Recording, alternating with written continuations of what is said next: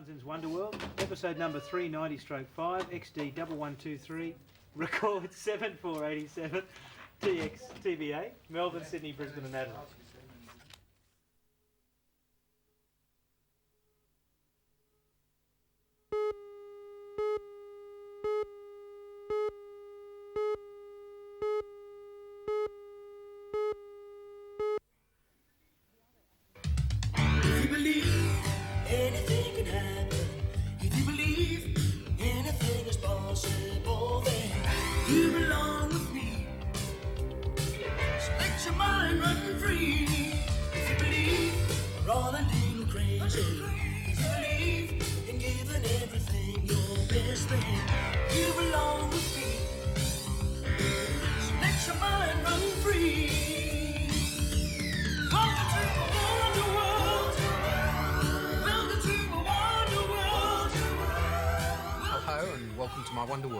Just to prove they're as keen and energetic as anybody, handicapped people have been organising incredible sporting events. Now, these sports are very close to the same sports as played by able-bodied sports people, and the only variation is that they have been modified to allow for wheelchairs. Hugh Munro, our reporter, rolled up to the local Wheelies Sports Club and found it harder than he expected.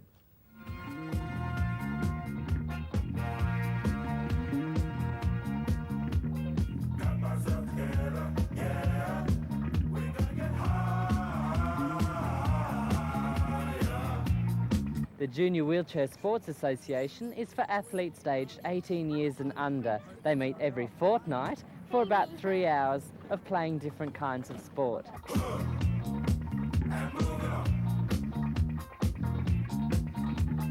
Sport is more than simple participation and winning and losing. It represents the most basic form of exercise that contributes to physical well-being. It's not difficult to see why wheelchair sports are of even greater significance to the disabled athlete.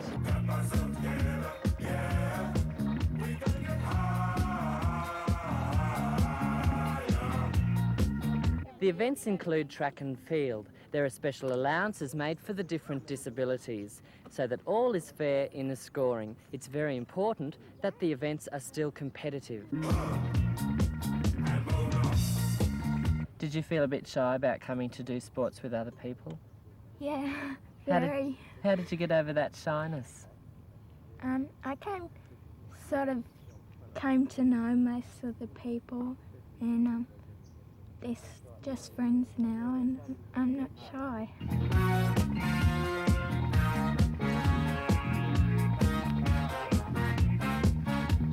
Athletes compete in any track event from the 100 metres to the marathon. Slalom is a special obstacle course event that tests speed and wheelchair skills through gates on a special marked course.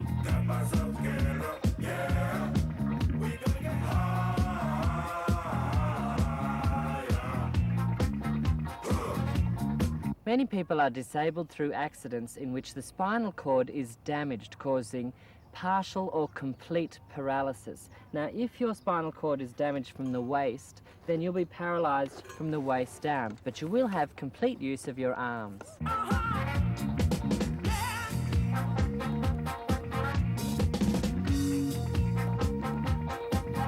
What's the worst thing about being in a wheelchair? Oh, getting your fingers caught in the wheels. Oh. Ouch! Does it happen very much? Yeah, all the time. Have you seen a lot of personalities and characters improve? Oh yes, I think so. When they're with their own peers, then they can compete on their own level. I think then they seem to get a lot of enjoyment out of it, and it brings them out really.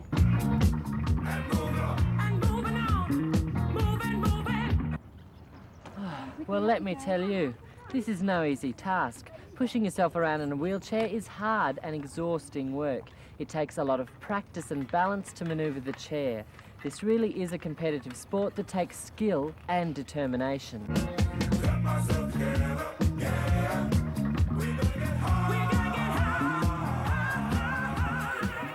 Fantastic spirit. Okay, it's mystery time now, so let's unlock this old head and see if we can't unlock today's secret. And and it's a mystery picture. And if you have a close look at it, I wonder what it is. Could it be a painting? Could it be something to do with water? Aha, okay. Think about it, and I'll tell you the answer later in the show. Hold tight, there are some really outstanding stories to come. Simon Townsend's Wonder World. Simon Townsend's Wonder World.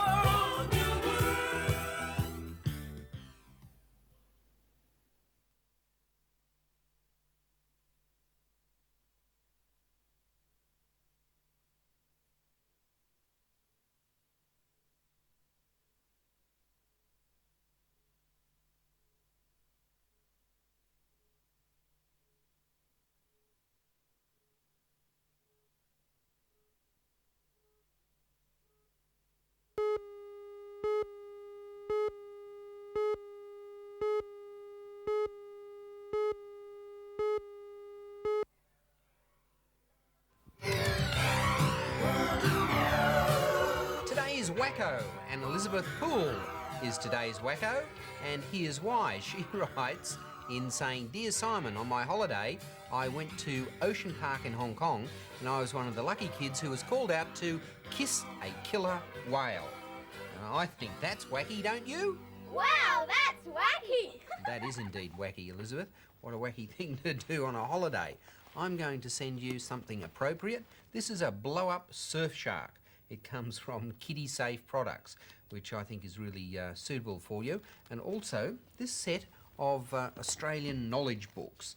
Australia's Prime Minister, Australia's postal industry, cars in Australia, and this one, shipping in Australia, and they're for school projects.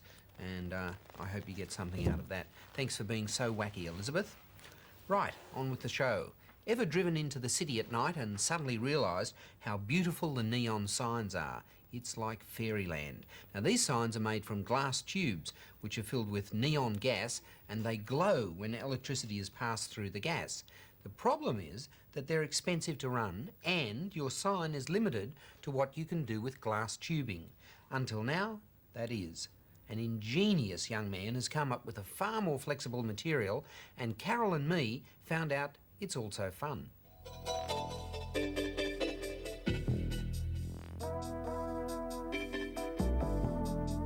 Neon is a new system aimed at replacing the old gas-filled neon tube.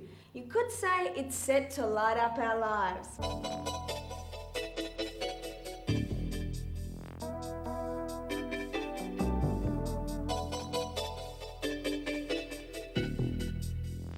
Neon is a new plastic fluorescent material that glows when ultraviolet light hits its surface.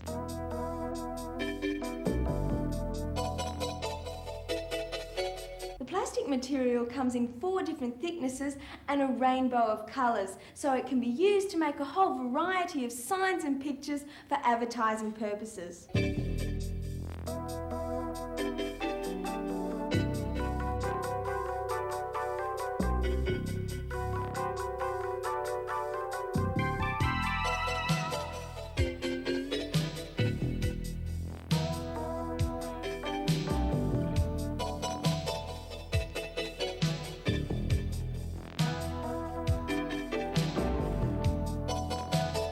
Tubing can be cut and bent to form any shape you desire. To hold the tubing in place, it has to be glued down. Is the material easy to work with? Yeah, neon is very flexible. You can bend it into any shape or form, and is simply laid onto a surface using this very special contact glue. If Picasso had been alive today, he could have worked in plastic instead of paint.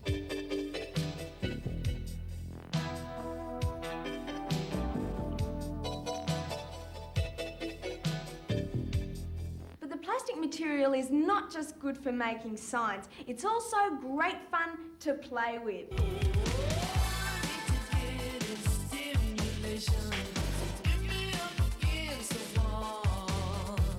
You can also use it for shoelaces, to make necklaces, earrings and bracelets or glow bands with, and you can even use it to decorate your sunglasses.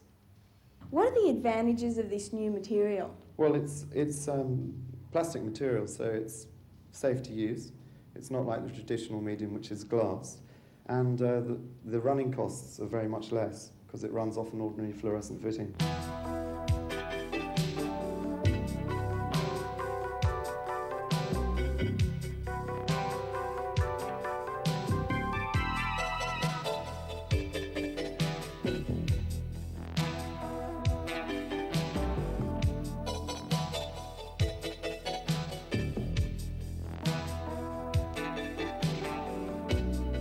Well, this is one way of adding some light-hearted fun to your life. Amazing stuff, isn't it? See, I keep telling you, the world's wonderful. After this short break, I'll bring you some more riveting reports. Simon Townsend's Wonder World. Simon Townsend's Wonder World.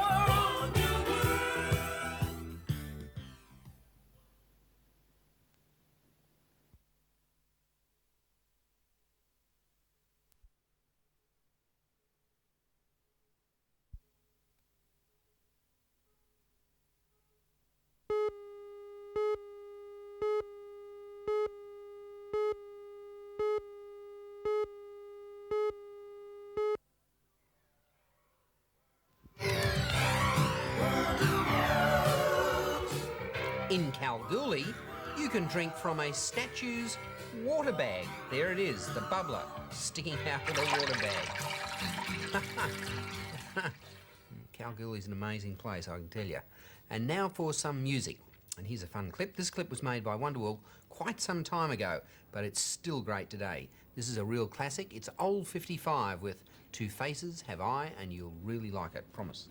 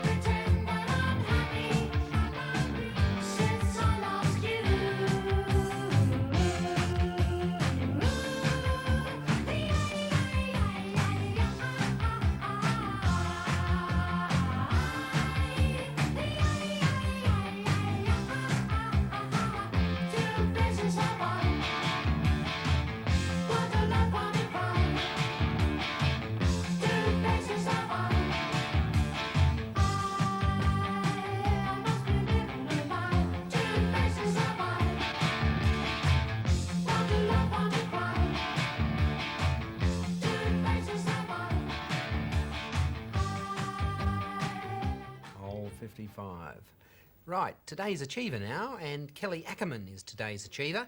Congratulations, Kelly. She writes, Dear Simon, this is a photo of me and my friend Kathy Bill. We were chosen as award winners for schoolwork in our class, so I thought I'd let you know. I love Wonderworld and everybody in the class watches it.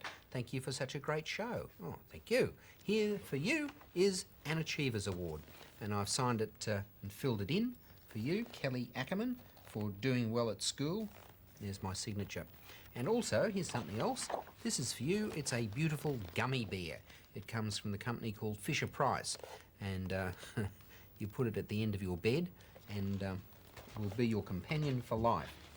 Here's something else. Miles too big for you, but it's still fun. It's a G'day t-shirt, and you can wear it at night. Thanks very much, Kelly. And we've still got more to come. Please stay there. Back in a moment.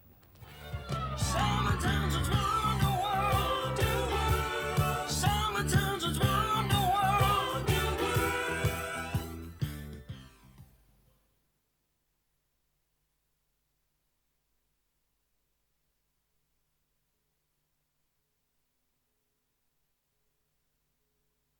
Bloody... We changed the picture a bit. In...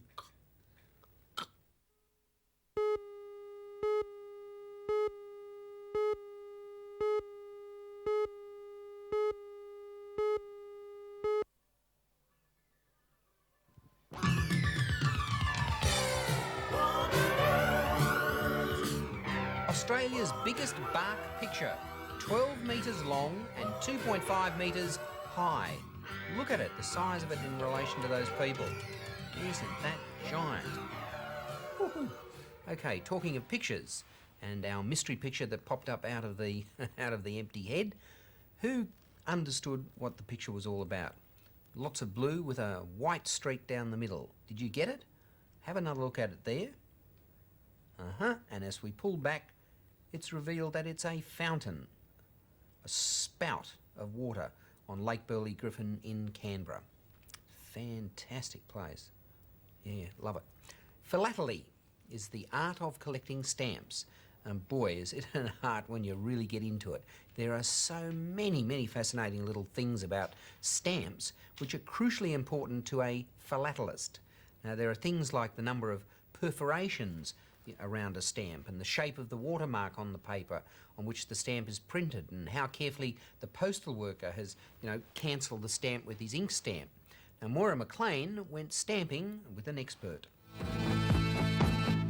You can pick 'em, you can lick 'em, and you can stick 'em. Stamps, of course. The collection and study of postage stamps is called philately, and a person who does this is called a philatelist. The word philately comes from two Greek words, philos meaning fond of and Italia meaning free of tax or paid. And stamps are in fact a sign that the postage has been paid. Some people collect stamps just for fun, others take it far more seriously. To them, stamps are a valuable investment.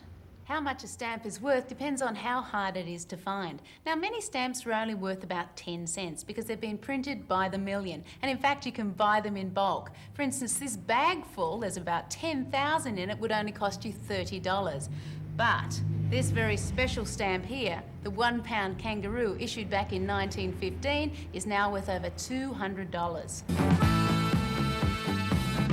Damaged stamps aren't worth nearly as much as stamps in good condition. For example, this 1932 5-shilling Harbour Bridge is worth $850. That's because it's in mint condition. But if it had a rip in it, it'd only be worth about $50. So it's very important to store stamps the right way, in albums or loose leaf systems like this.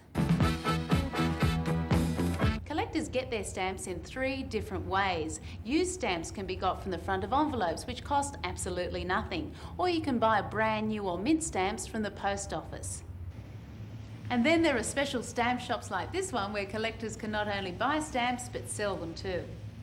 I've got a set of 3 1956 Anzac stamps here. What would they be worth? I'll have a look at them for you, Moira. Let's have a look. That looks fine. That's okay.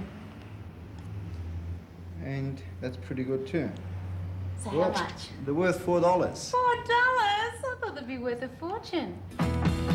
Believe it or not, these are 3-dimensional stamps. They're not meant to be stuck on envelopes because they're special collector's items. And these aren't fancy labels, they're also stamps from the island of Tonga.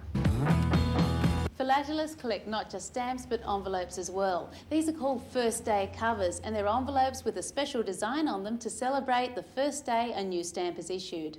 Australian decimal stamps are the most popular for collectors. What are decimal stamps?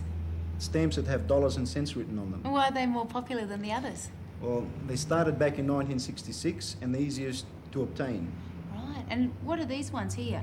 These ones are the most valuable of the decimal stamps. Ooh. That's the 1971 Christmas block of 25. In mint condition, they sell at $250. $250. Come back. Stamp collecting has been called the hobby of kings and the king of hobbies because stamps are the most popular things of all to collect. Now everyone, almost everyone, has collected stamps once in their lifetime, even King George V of England and Franklin D. Roosevelt. Come on, let's stick together. And even Simon Townsend. I used to have one collection of stamps. Talking about stamping, how would you like to go stamping down the footpath in these? These are fair dinkum alligator shoes, made out of alligator hide and decorated to remind you of the previous owner. As you can see just here, the tail sticking out. They took 60 hours to make, and guess what they cost? $2,340. Over $2,000. Aren't they revolting? You could buy quite a few pairs of ordinary shoes at that price. Well, that's all I've got for you today. I'll see you next time with more stories that will prove conclusively, yep, the world really is wonderful. Bye-bye.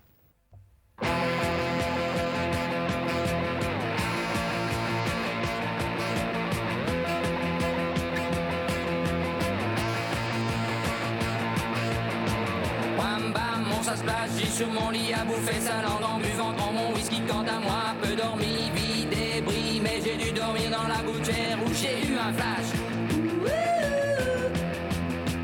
En 4 couleurs. Allez hop, un matin, une louloute est venue chez moi, poupée de cellophane, cheveux chinois, un sparadrap, une gueule de bois, a bu ma bière dans un grand verre.